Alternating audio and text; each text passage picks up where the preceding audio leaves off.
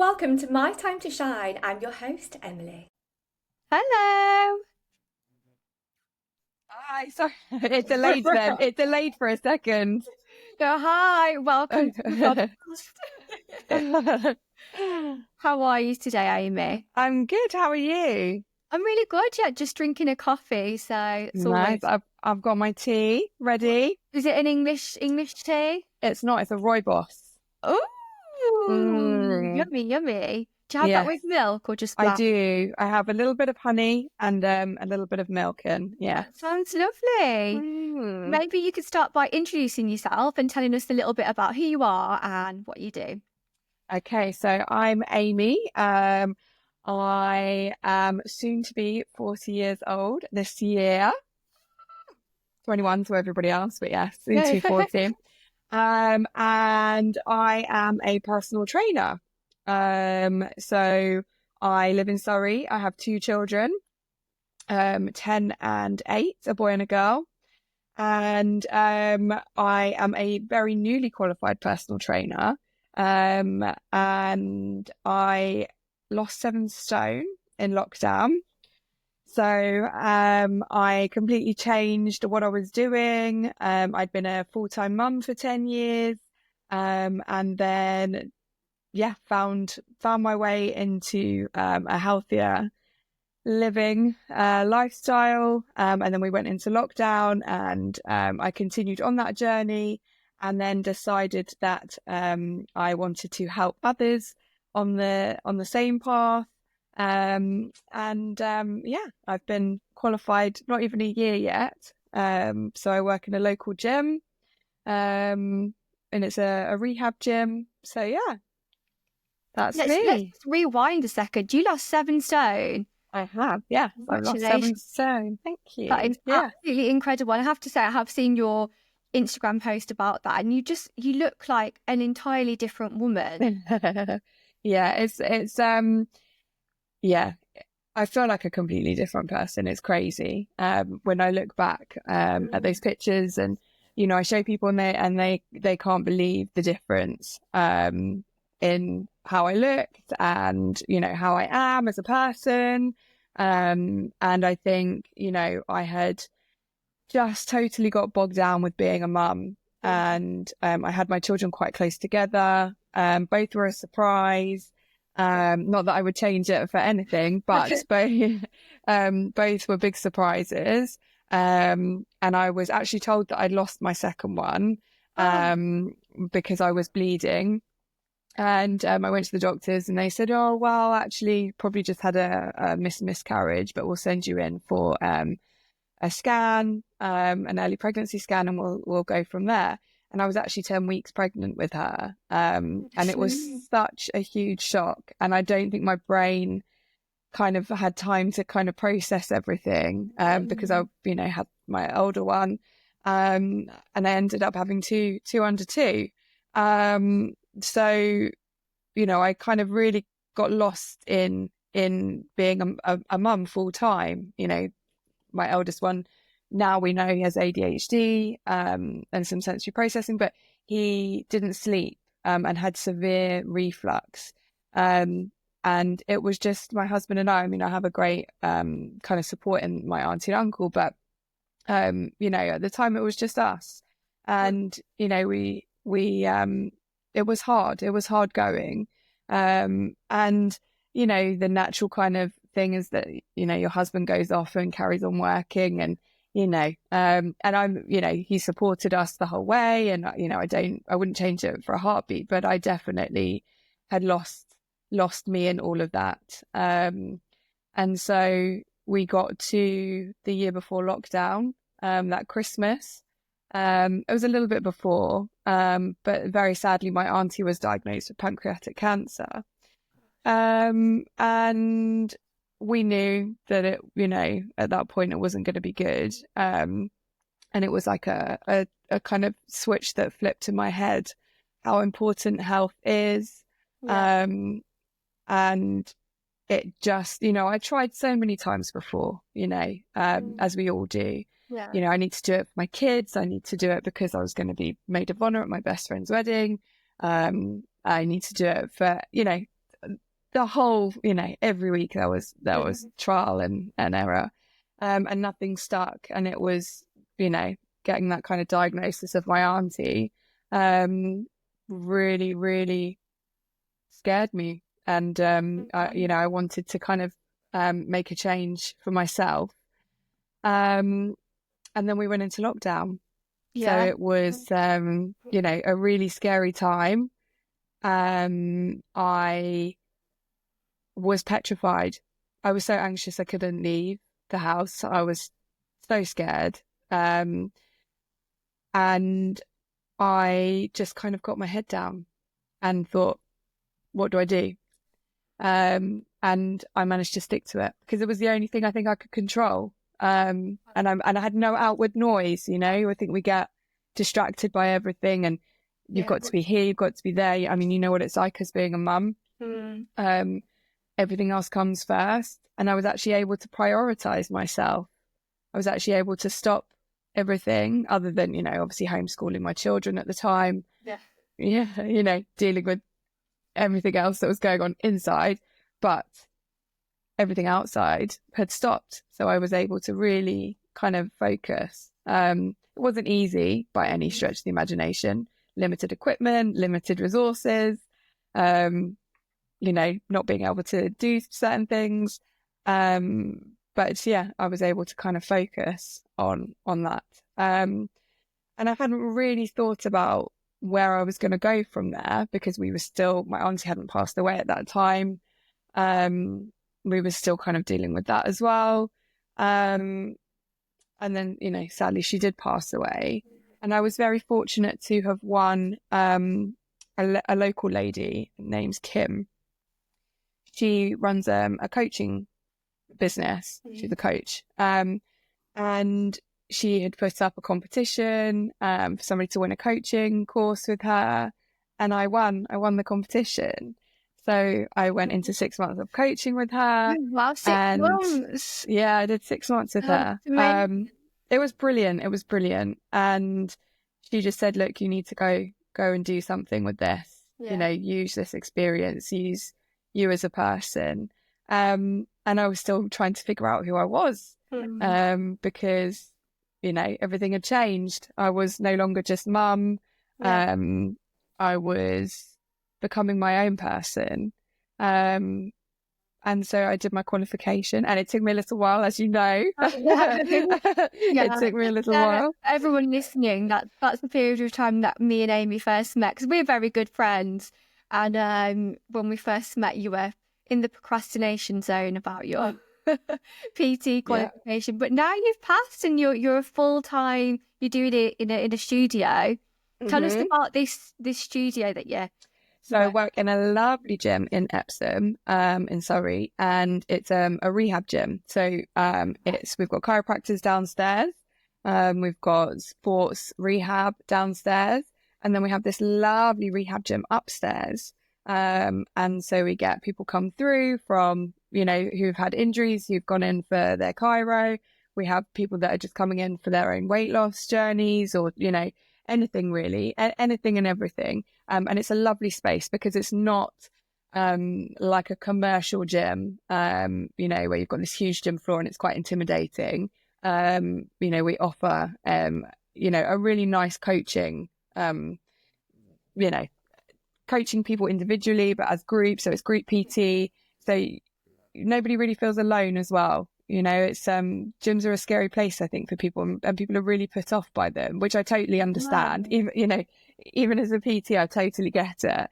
But stepping into our gym is completely different, and you just kind of feel very safe there. And I think that's the most important thing. And people get to do something they enjoy as well, which is a huge thing, because nobody wants to be doing something they don't particularly enjoy, do they? No, that's it. I think that's the biggest thing when it comes to weight loss and transformation, is to find something that works for you, because there's not one set path that works for every single person in the world. Exactly. You were saying at the start that you tried so many different things that didn't work. So how did you find what did work for you? So I had previously, before I had my son, I had started with the paleo diet. Yeah. So it was introduced to us via my brother-in-law, so my husband's from South Africa, and my brother-in-law had come over, and at the time there was a lot about Professor Tim Noakes. Yeah. So he was really really into it, very inspired, very like, come on guys, this is how we should be eating. And my husband was like, yes, sold, let's do this. Wow. And I can remember, this was so long ago, it feels ridiculous now, but I can remember being only a few days in and kind of sitting by the fridge and going, I can't do this. And my husband going, come on, like, get yourself together, like, we can do this. And, the more I looked into it, the more the research, especially now, kind of being low carb, avoiding all the ultra processed, meat-based.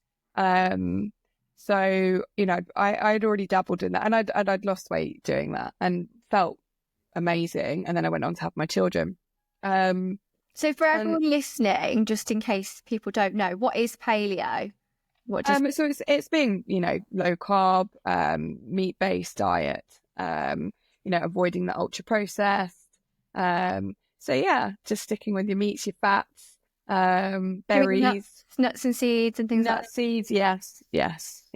So and no calorie counting. Is that? Did you not calorie count the whole time? I did not calorie count.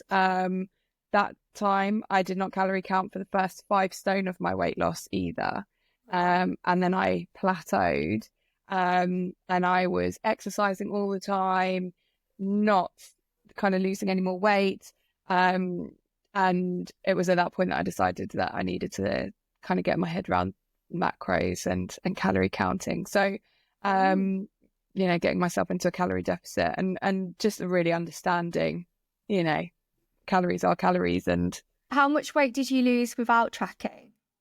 So 5 stone without tracking. Yeah, 5 stone without tracking. Mega. And then it was just the last little bit that you... The 2 stone I needed, so I tracked with the 2 stone. I've still got more to go. I'm still, but at the moment I'm just in maintenance.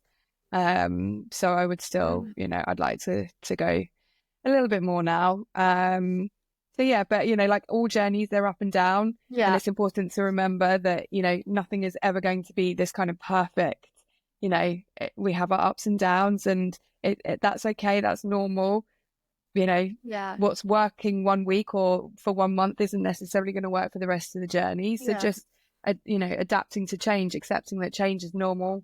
It's not failure at all. But failure is okay as well. Failure is totally normal, but kind of not continuing to try, not continuing is not okay. So getting your head around that as well, because I'd previously always been someone that thought I just need to get something straight away. And if I don't get it, well, then it's not for me. That's it. I give up. I can't do this. And then I carried on with that. From a health perspective as well, reducing inflammation in our bodies, with the food that we're eating, understanding, especially seeing my auntie with cancer, wanting to avoid anything that could trigger off. So, it came from a health, perspective rather than just weight and wanting to look a certain way, which I think we also all get stuck in, is, wanting to look a certain way, but actually realizing that what's most important is our health. And that might look quite differently to what, an Instagrammable worthy, kind of figure, I guess. Yeah, I agree with that. I think it's too easy to get kind of trapped in the mentality of, okay, I'm not a certain weight, or I'm not a certain body shape, when in reality, nobody knows this random number of your scale weight. It doesn't really mean anything. There's a lot of metrics that make up your weight, your muscles, your organs, your brain. It's like really heavy. If you're a lady, your breasts, all these things add up.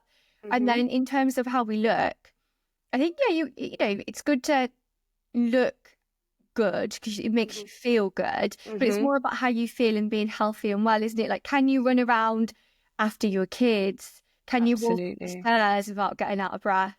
Yeah, absolutely. So, I remember, my kids being small and avoiding, taking them out to the park or avoiding taking them on their scooters because I knew it would just be hard work. Yeah. Just being much bigger, it was hard work. And not having the energy to keep up with them. And then, kind of binge eating sugars, chocolates, whatever I could get my hands on because I just felt so exhausted, just let me find a kind of, dopamine hit, I guess, I was getting. And just avoiding doing things, I would see people doing things like paddleboarding, which I now do. But seeing people paddleboard and thinking I'd love to do that, but I would never have done it. I'd avoid doing it because I'd think, oh my gosh, I can't do it because I was too big or, and, that's not to say that people can't go do it. But for me personally, I just felt like I couldn't. And so I would hold back and I wouldn't put myself in those positions of wanting to do things. So I would hold back and I just was existing. I wasn't living, it was just an existence rather. So do you think survival. Weight loss for you, this is not just weight loss, it's so much more deeper than that, really? Absolutely. Can you describe the differences that you felt from where you were, that plus 7 stone, to where you are now? Because it just sounds like an incredible transformation. And the internal one, I'm assuming, is probably way bigger than the external one from what you've just said as well. Absolutely. Yeah. Absolutely. I would just totally avoid doing things. I wouldn't want to socialize like with other mums. I would just hold back from everybody. It was, I just felt just utterly depressed, but didn't really know it. When you're in it and you're surviving, especially as a new mum, you are just surviving. You're surviving the sleepless nights, the teething, the toddler tantrums, all of these things, feeding throughout the night, all of these things, the stresses, the worries, going through all the motions of being a new mum. And I was just silently depressed, I think. Wasn't to the point where I couldn't get out of bed, but I just felt very unhappy with myself. Couldn't bear to look in a mirror. Couldn't, bear to be in a position where I would raise any attention about myself. If somebody, I would avoid seeing people that I used to, locally that I would know. I just wouldn't want to make any kind of eye contact or, communicate with them in any way. And I just felt ashamed of myself. And I didn't want to feel that way anymore. And I think it was, it came from protecting myself almost, not being vulnerable or not putting myself in a position of failure, not putting myself up for things because I was scared of failure or scared of not achieving things. And don't get me wrong, that's something I still have to work hard at today. It's still something that, it doesn't come easy. It hasn't like suddenly a magic wand has been waved because I've lost 7 stone. I still have to try hard, but putting my shoes on is a lot easier. My knees don't hurt. I don't get out of breath going up the stairs. I get to choose what clothes I want to wear. I can wear, and I don't have to think I need to wear something big and baggy and cover up. I can wear something that I want to wear rather than, is that going to cover me or, is that going to be comfortable? So just daily life, just, actually wanting to go and do things with, the kids, taking the dog for a walk, getting up in the woods, it's part of my daily life now. I don't even think about it. It's just what we do rather than it having to be this big effort of getting myself up and out, At first it is though, isn't it? At first, when you first start this, I don't know, journey, this transformation, it is hard. Did you find it painful? Yeah, absolutely. Yeah. Absolutely. Because you're undoing all of the stories that you've told yourself. Yeah. I was a nobody. I wasn't going to be able to achieve. I was just a mum. And I mean, I'm not just a mum because a mum is by far the hardest thing in the world, you know. It's, you know, it is the hardest job in the world. It's 24/7. It is relentless. And, you know, having to tell myself that, no, I am worthy and this is who I want to be. And I am, the mental kind of toughness of that is hard. Physically, obviously hard to get myself moving. I mean, I don't know what I was at my heaviest because I didn't weigh myself at the very beginning because I just couldn't face it. But I know that at one point I was 110 kilograms and I had already lost a little bit before. Well, I'd lost before I felt brave enough. So at 110 kilograms. I'm trying to figure out what that is in stone. Oh, I don't know. I'm too scared to even look at it. I don't know. Wow, goodness me. But, you know, to have to get my body to do things, to go to the classes, and also to show up to classes that I was going to prior having my kids and whilst pregnant, then going back, you know, all those years later, probably double the size and thinking, oh God, all these people are going to have to see me. You know, I was at the back. I was at the very back, but I showed up every class. Obviously in lockdown, I was doing it in my living room and, you know, using whatever I could at the time. But the kids could then see me doing stuff, which then inspired me to be, you know, to do more. And it just became part of my daily routine. So I think it's so hard at the beginning. It's so painful physically and emotionally because you're undoing all that story about who you were, all the negative, but stick with it, you know, to anybody listening out there that's, you know, on this journey or, you know, has done this journey but is having a wobble. Just stick with it because it will get better, and it does get better and it does get easier and you get stronger, which is the most important. It doesn't get easier, but you get stronger for sure. Oh gosh, I feel like it makes me feel emotional, you know, hearing your story, because obviously I've known you for a few years now. And when I first met you, you never would have known that you've gone on this massive transformation journey. It was only when you did a post that, you know, we never even spoke about that before. It's just mind-blowing, your transformation, inner and outer, and the woman that you've become now, and all the struggles that you had to go through to become this incredible inspirational lady now who's a PT, who's helping other women, other people in the same position. Wow. What a turnaround. Thank you. You know, you are inspiring too. You know, you inspire me all the time. You make me blush. You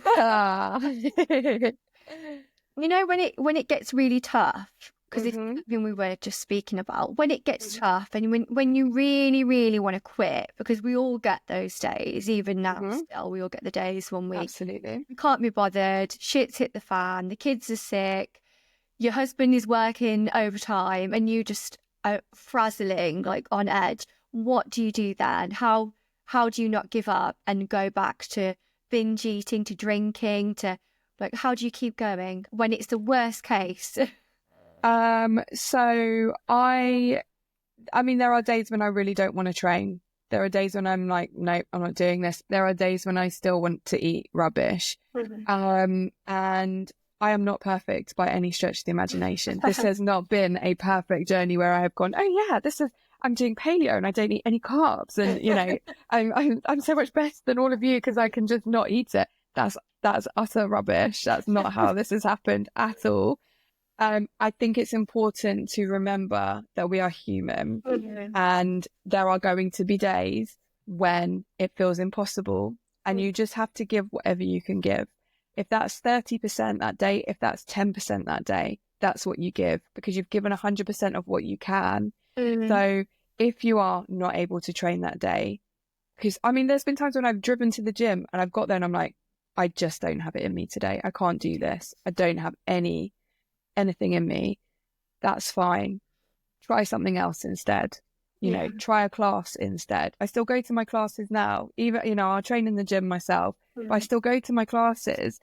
even when I'm not feeling like it, I will still go, because I know that I will feel so much better afterwards. Yeah. I know 100%. Getting in there, the music, that's taken away from you. You know, when we're having, you know, when you're planning for other people, when you're training other people, you give a lot. It is hard to then bring that for yourself. And it's not always possible. So get a training buddy, get, you know, a group of friends that, you know, you feel comfortable with, you know, a little WhatsApp group, you know, anything like that that gets you out. Go for a walk instead. Get out there, go for a good stomp, whatever you can do. Meditate. I'm a massive believer in, you know, getting some meditation in, prayer, whatever works for you. Have that time, journaling, cold showering, anything that you can give to yourself that day, because it's not just about exercise. No. I've always believed in this is one part of the puzzle. There's a giant puzzle, and we have little pieces that, you know, come together, and it will look very differently for everybody. But we have these little things that we need to be doing for ourselves that will make us feel better. And we're never going to do it all. There are going to be days where we do it all, and fantastic. But every day isn't going to be like that, because shit does hit the fan. You know, the kids do get sick. The husbands are working. You know, it is what happens. But what can you do to show up for yourself that day? Yeah. And it's not all or nothing. Just because it hasn't worked today, you show up tomorrow, you start again. You don't need to carry that on into the week. Fine, today's been a shit day. That's okay. That's fine. Sit with it. What can I do better next time? Is there something I could have done better? Or is it just the way it is? Fine. Accept it. Move forwards. Yeah. Tomorrow is a new day. How can I show up for myself tomorrow? Is it that I get up a little bit earlier? Make sure that I have got that time, that window to just sit with myself, do whatever it is that works for you, spiritually, emotionally, journaling, the meditation, prayer, whatever it is, some stretching on a mat, you know, having that time for yourself, giving yourself some grace. And then, how can I train today? Can I get in the gym? Can I fit in a class somewhere? I think it's important to try and schedule in that time, you know, on a Sunday, do a little reset. What can I do for the week for myself? Where can I fit in my classes? Because planning it in, not many people will miss getting into work on time. Not many people will miss that, you know, appointment. If it's in your diary, it's there. Yeah. You've committed to stick, you know, try and stick with it. But, you know, we are all human, and it's important to remember that not every day is going to be perfect.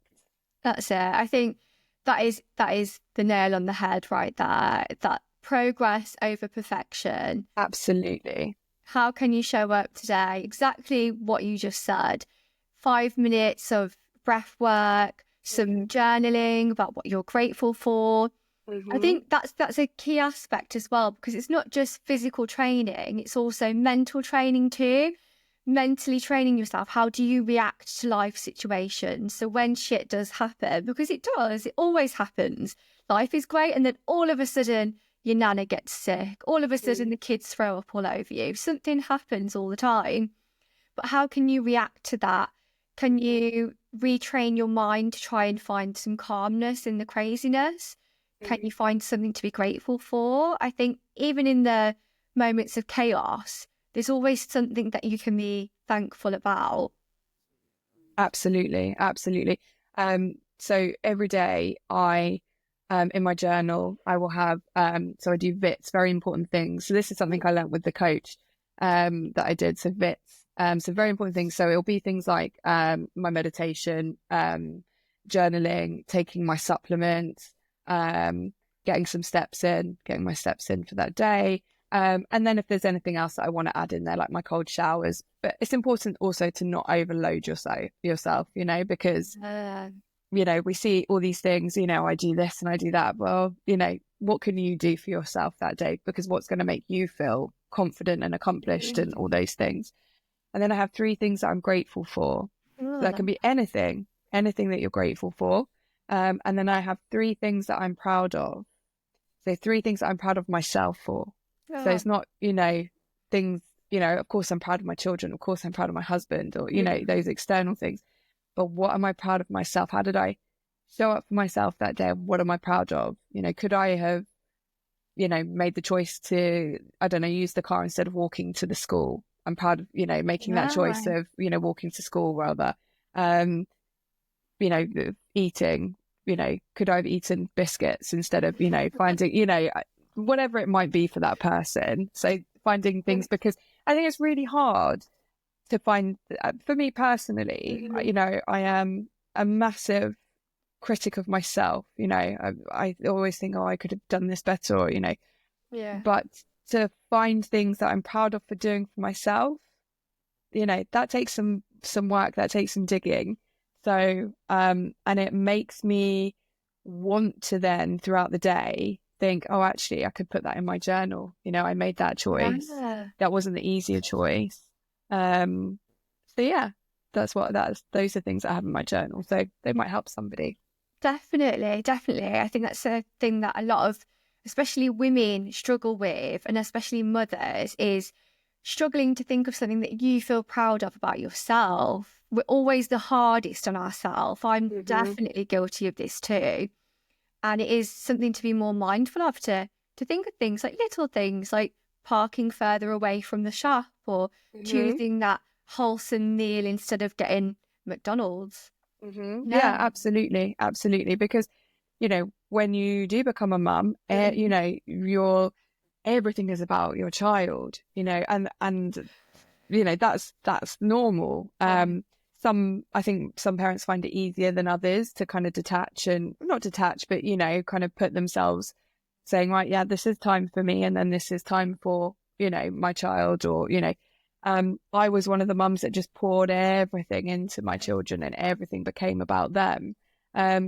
So as somebody that's naturally not able to kind of see or feel naturally confident in myself, or to feel, you know, proud of myself, then to have my children and to, you know, everything's about them, and, you know, how proud I am of them, that's hard. But it's important to show up for yourself. It really is, because, you know, we are only with ourselves.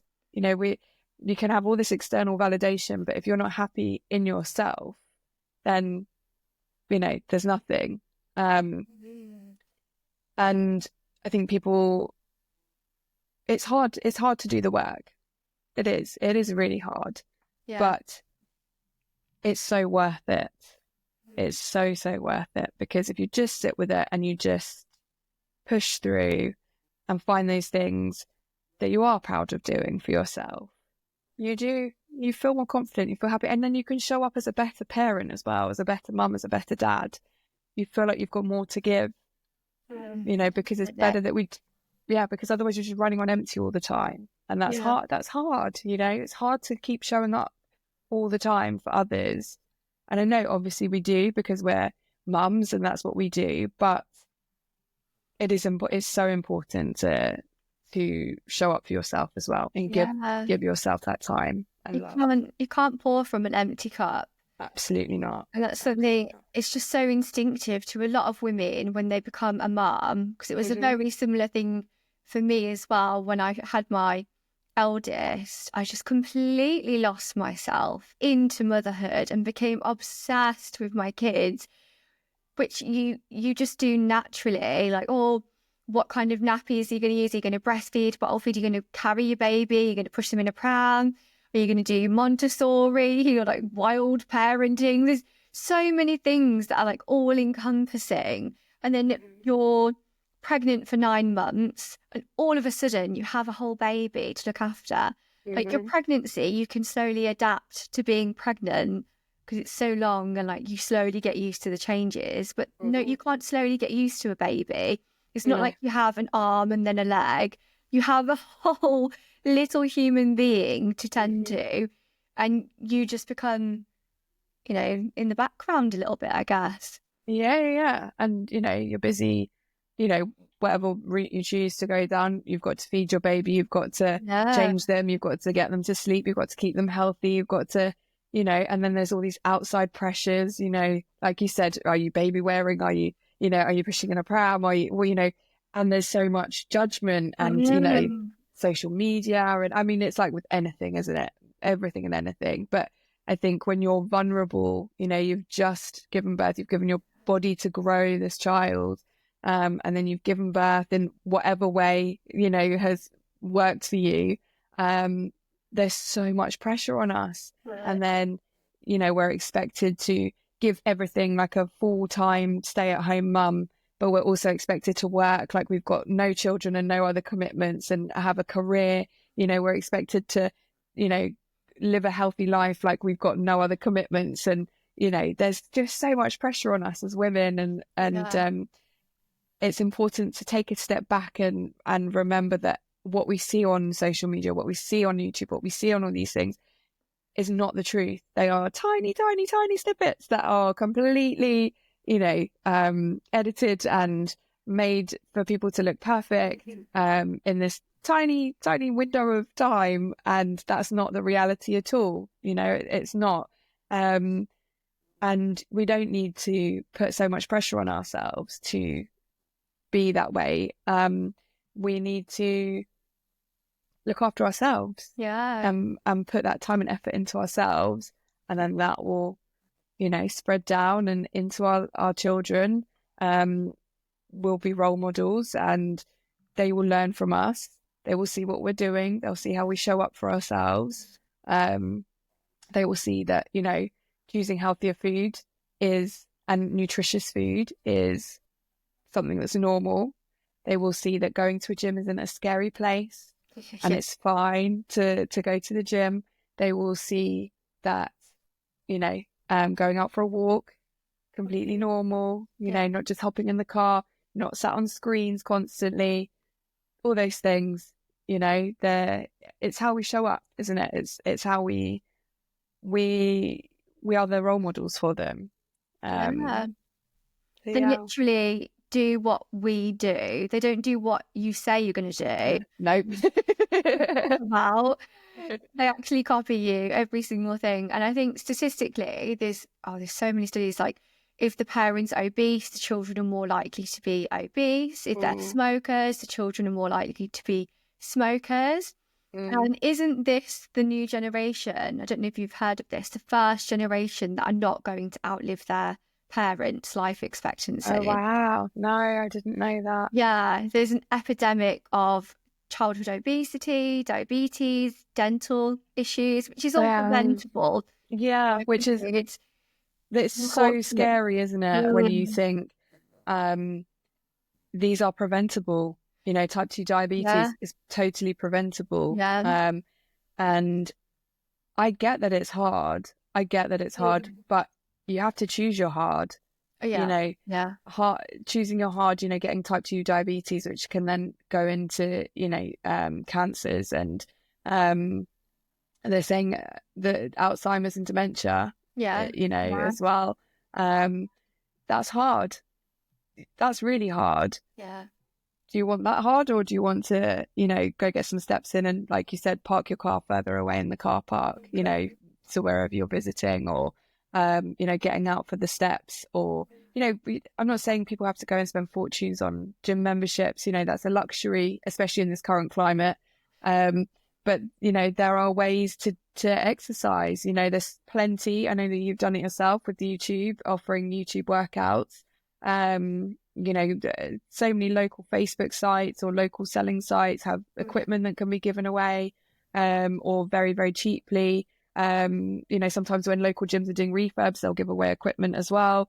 So it's always worth having a look at those things, but choose your hard, because that's scary to think that, the generation is, it really, and that's something that worries me for my own children. I'm mindful of it. I'm very worried about it, I'm sure, as you are. Yeah, I think that is the saying, choose your hard. I have that constantly in my head, because being overweight is hard. Yeah. Really, really hard. It's like, it's painful, it's horrible, it's sluggish. Going to the gym is hard. Choosing healthy food is hard.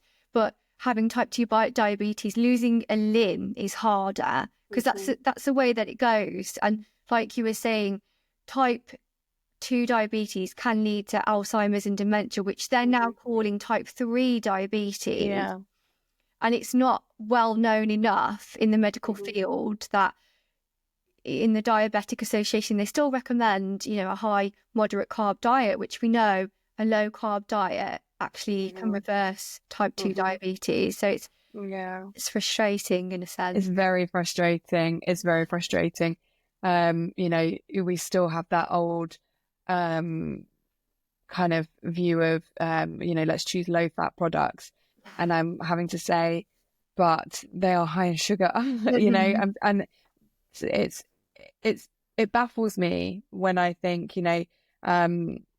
that people are, that there's just not this information out there, and obviously we know, but when you see people that, oh yeah, I've eaten, very healthily and I've done this and I've done that, and I think, yes, great, that's great, because you are mindful and you are choosing, you're trying to choose the healthier option, but let's look at this, what has more nutritional value. It might not be, because low fat equals high sugar, and that's not good. That's not good for our bodies.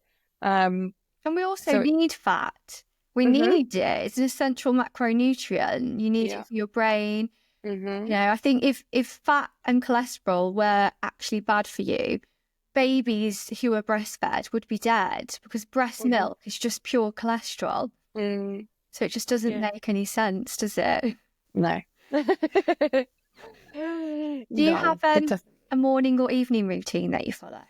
I do, yes. So my mornings are, my alarm will go off and I normally wake my husband up. When do you wake up? It varies, any time from 5 till 6. Okay. So if I'm being, on it, it will be 5 o'clock. If I'm not, then it will be 6 o'clock. Still yeah, it is. But 2 children to get out of the house in the morning and a husband to get out of the house in the morning is, always it's hard going. So yeah, try and get up as early as I can. But I follow, so I'll always drink some water first to rehydrate. Then I'll have a decaf coffee, so I don't drink any caffeine. That's just purely because I was finding that I was getting a racing heart. I was getting, and it made me feel quite uncomfortable. Wow. So I just stopped. I just cut out the caffeine. So I just drink 1 decaf coffee a day. I'll have a Rooibos, which is a herbal tea, no caffeine. And then I just stick to water for the rest of the day. But I will go, and I have a skincare routine. So I've stuck to my skincare routine. And then I will go into the bedroom and I will meditate whilst using a red light mask. Oh, amazing. And what's your skincare routine? Because your skin is just chef's kiss. Oh, thank you. So I use I use dermatological products. So and I do the pre-cleanse, cleanse, microfoliant, then I'll tone, and then I'll use 2 different serums. And then some SPF, and then but I use the SPF later on in the day, so I get some light. I can't believe you're nearly 40. I'm really Don't 40. look it. You look incredible. Thank you. Yes, a big 4-0 this year. Yeah. Are you excited about it or nervous? Or I'm fine about it. I'm actually, I think there's always this big pressure, isn't there? Especially as a woman. I think there's always this big pressure about, turning 40 and what you've achieved in life, and you should be settled, or you should have this. I think we get stuck in putting people in boxes, or, well, that's your job and that's where you're stuck and you can't change, and you can't do anything else. But actually for me, life is just really starting. I didn't really know what I wanted to do when I was younger. I didn't have the greatest of starts, I guess. It could have been a lot worse, but, and I kind of fell into a job and I stuck with that job. And then I had my children, and then I was a full-time mum for 10 years. And then I found, what it is I want to do. And I finally feel like I am where I'm meant to be. And, having that excitement for something, in my tummy, knowing that actually this is what excites me. This is what I love. This is what I really enjoy. This is what I'm passionate about.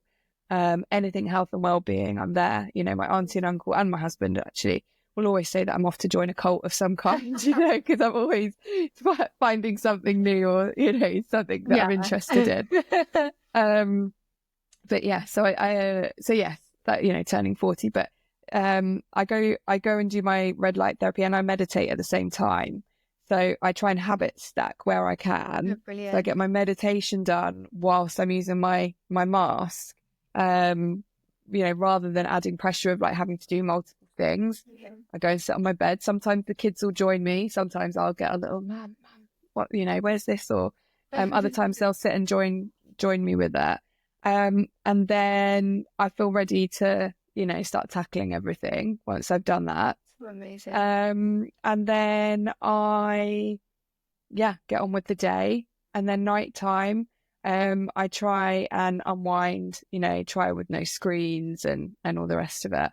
And sometimes I'll stretch, do a little stretch, find something on YouTube that works for me. And then I try and have a little an ashwagandha. It's a cacao and collagen drink. Oh, very nice. With Ancient and Brave. I don't know if you've seen it. Yeah, I've heard. So it's creating rituals. I think that's their kind of thing, isn't it? Creating a ritual. Yeah. So try and have that to relax in the evening. And then, I go to bed with a sleep mask and I wear mouth tape. So I look so amazing at night. My husband just leans over and goes, do you want a sleep helmet? Because it's this giant mask. Really funny. So I mean, he's living the dream. Yeah, I mean, no. So, yes, I have my passionate bedtime routine. It is. It is. Yes, this giant black tape that goes across my mouth, and then my little giant pink mask that I wear at night time.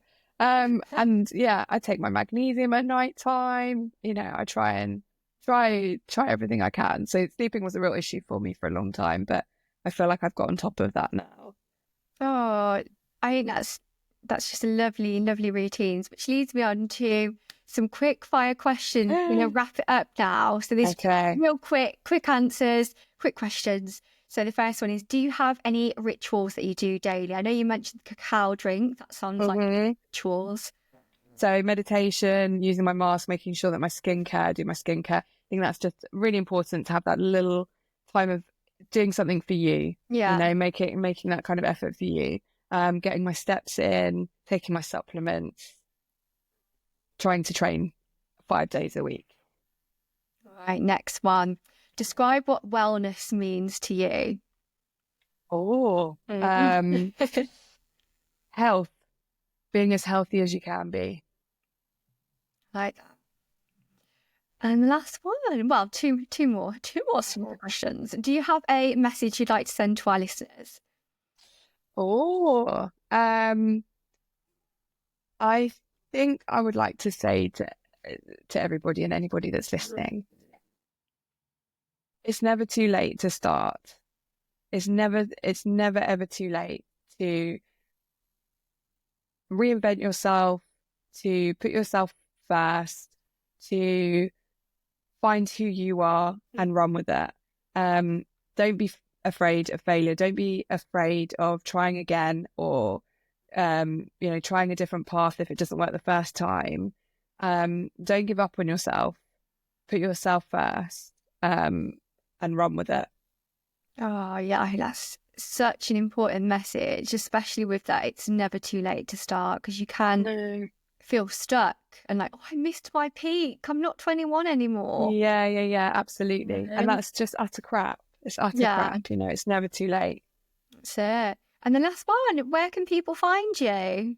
So I have my Instagram account. I will be, I think, setting up another Instagram account, but I would share that on there. So I am on Instagram. So feel free to message me or follow me. What's your handle? It's Amie Millar, so AMIE, and then it's MILLAR _. I'll link that in the show notes below. Thank you. So feel free to message. Yeah, thank you so much, Amie, for coming on. Thank you for having me. It's been an absolute pleasure. And to all our listeners, make sure you tune in next week for the next episode.